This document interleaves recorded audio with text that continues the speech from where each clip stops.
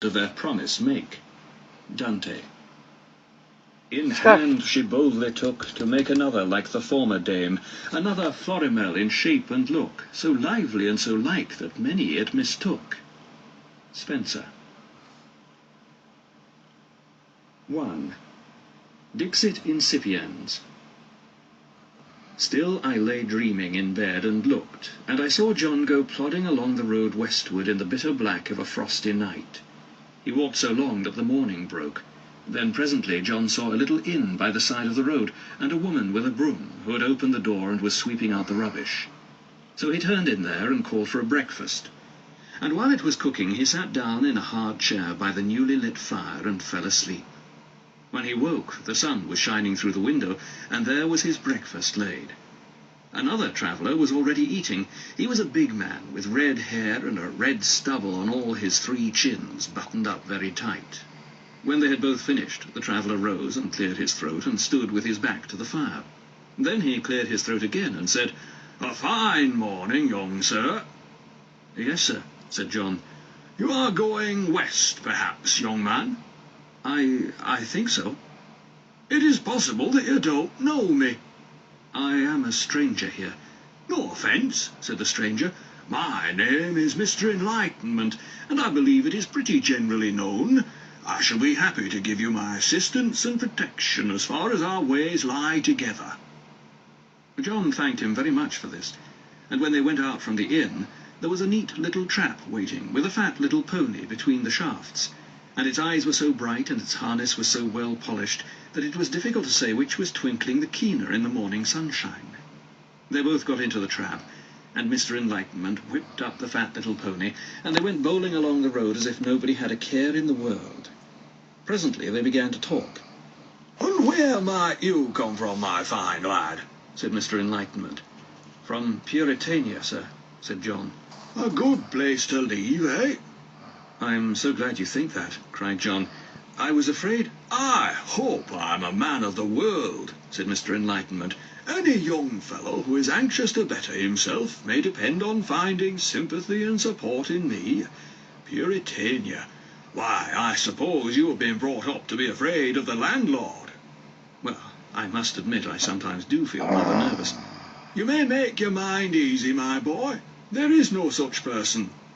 "There is no landlord?" "There is absolutely no such thing. I might even say no such entity in existence. There never has been, and never will be." "And is this absolutely certain?" cried John, for a great hope was rising in his heart. "Absolutely certain. Look at me, young man. I ask you, do I look as if I was easily taken in?" "Oh, no," said John hastily. "I was just wondering, though.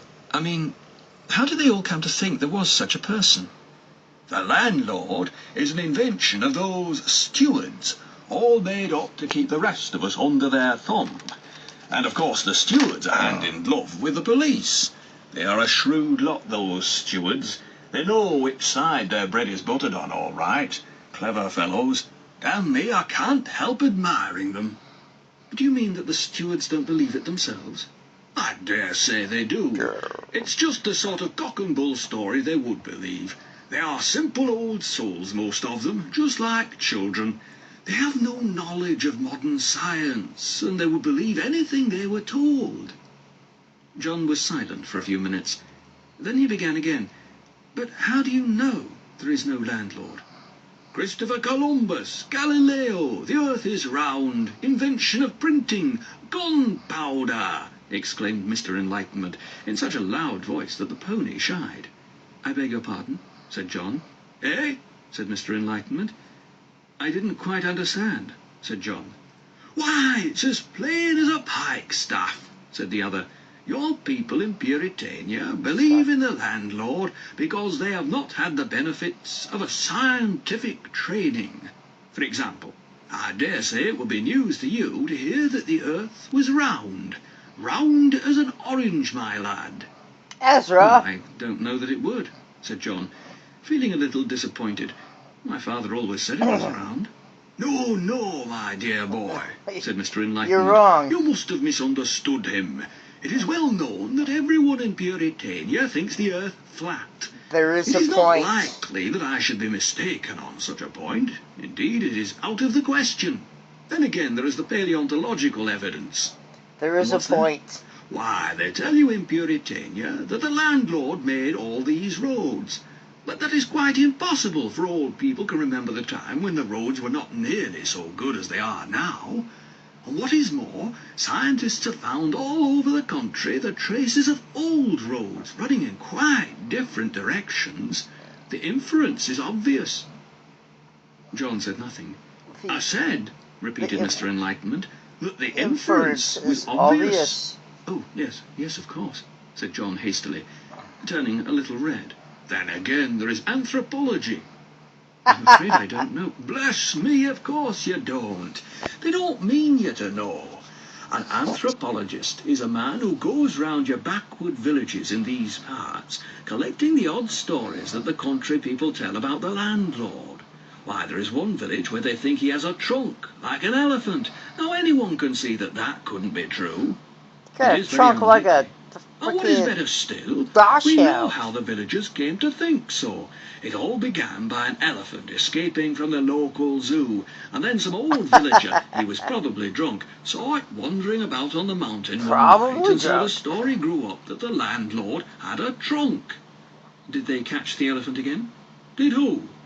The anthropologists. Oh, my dear boy, you are misunderstanding. This happened long before there were any anthropologists. Then how do they know? Well, as to that, I see you have a very crude notion of how science actually works. To put it simply, for of course you could not understand the technical explanation, to put it simply, they know that the escaped elephant must have been the source of the trunk story, because they know that an escaped snake must have been the source of the snake story in the next village, and so on. This is called the inductive method. Hypothesis, my dear young friend, establishes itself by a cumulative process. Or, to use popular language, if you make the same guess often enough, it ceases to be a guess and becomes a scientific fact. After he had thought for a while, John said, I think I see.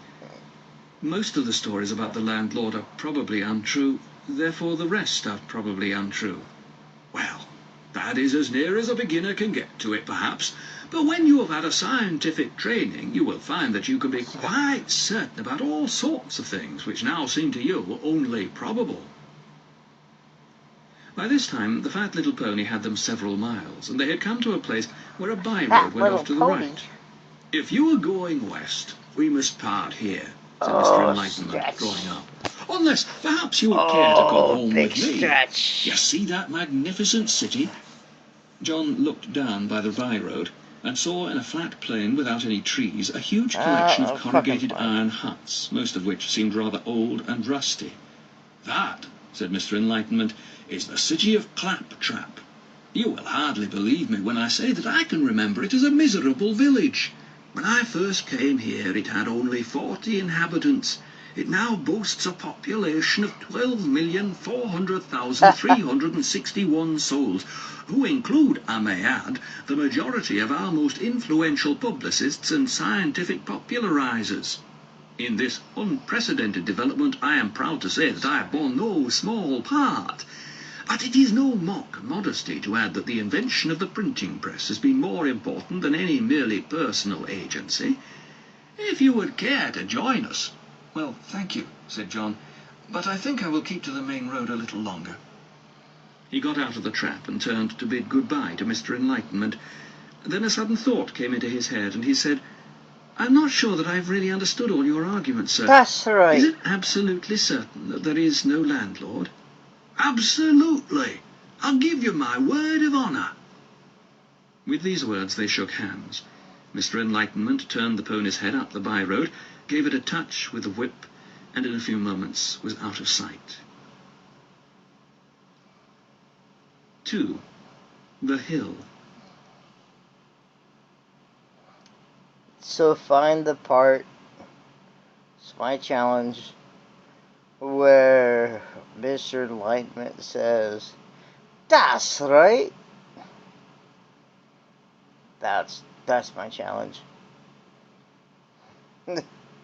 I'll send you something if you can timestamp it. First person that can do it, I'll totally. I'm not gonna send you that knife. I'm not gonna send you an empty bottle. But I got shit. I mean,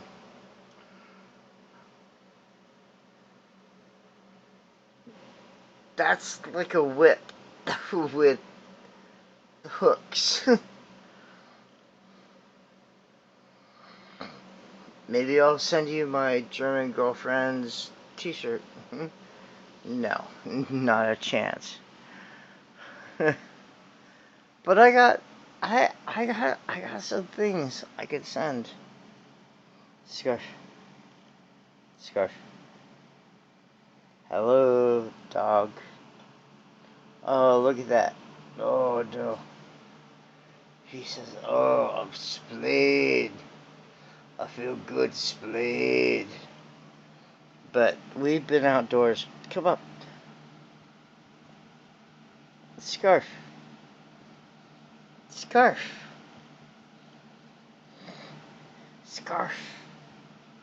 Up. Come up. I know. Oh, look at that dog. Oh. That's a good looking dog. No, I'm not gonna lie to you. Anyway.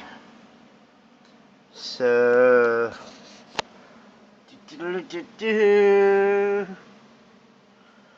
If you need a cheater, as opposed to watching my video numerous times over and over again. But I've been known to send some pretty cool things. So obviously I'm not flying X-Blade. I am Buried X-Blade.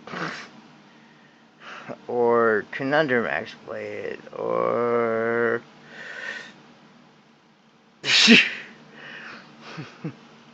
Shoot You in the Skull X-Blade. As in, that's what YouTube did to me. Anyway, I'm just trying to tell you the value of the things that I send to people. That you can no longer look up and see. So, the first person that figured out that I was in New York City when I got back to Vermont and posted videos, I sent them one of my double-headed condor axes. Kitty Cat in California, who I figured out his address because he was really not good about hiding his identity. I sent him I don't know what you call it, a thingy. I sent him a two-handed thingy axe. It's like the cross between a machete and an axe. And I spray painted it all up in maple colors from Vermont and whatnot. And part of winning the contest was that he was supposed to make a video, and he did not make the video. And I am a little concerned that the child went. And but I had received this particular two-handed jungle machete axe thing from a Korean vet. And as a thank you gift, it was a really big deal for me to give that away. But I was like, I have enough other things like this. Like samurai swords. Which work a whole lot better than two-handed than two-handed machetes. Anyway, and I've given away a whole lot of pretty nice things. I don't have a job right now, but I think I could send something to someone somewhere who can identify "that's right" in the video, which I just am about to upload. So, first person with a timestamp wins. Cherishes New Love, Humphrey Bogart, Laser Blastoid. Come on. I mean, like, I got 130 subs. He's got like 60. So, half y'all need to get over to his channel and sub him. Especially you punks, AFAB.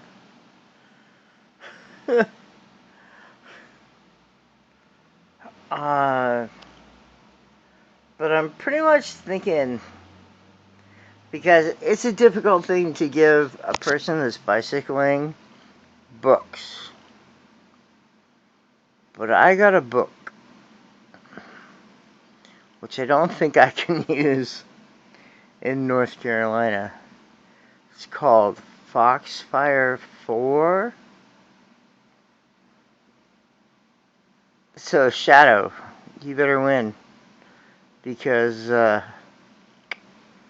it's geared for your people. Or Stoner. It's also geared for you people. Oh! Well, anybody that lives, like, over there, up there, around there, where there are trees. Like, if you're from Arizona, you're not going to benefit from Foxfire 4. You're going to be like, what's a pine tree, man? And I totally understand that, because that's where I grew up. But if you're from Arizona, tell me something. Then maybe I'll send you a bow, or like an actual bow. Pew pew. Pew pew. There we go. Pew pew bow. Or something. I got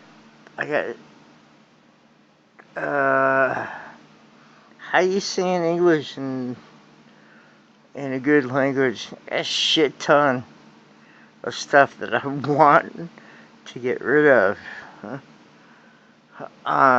Because I do not have a child. I'm 50. I'm kind of positive right now. Due to the SJW crap, that I'm not gonna have a child. and I saved all this stuff against having a child. But we can just all figure it out. Praise the Lord. Hallelujah. I don't care what the devil's gonna do. Because maybe I'm not having a child because that thing is gonna happen. And rock. Or if you need costumes for any job to go pull a job, let me know. I got costumes, uniforms, for lots of different places. And that is a fact.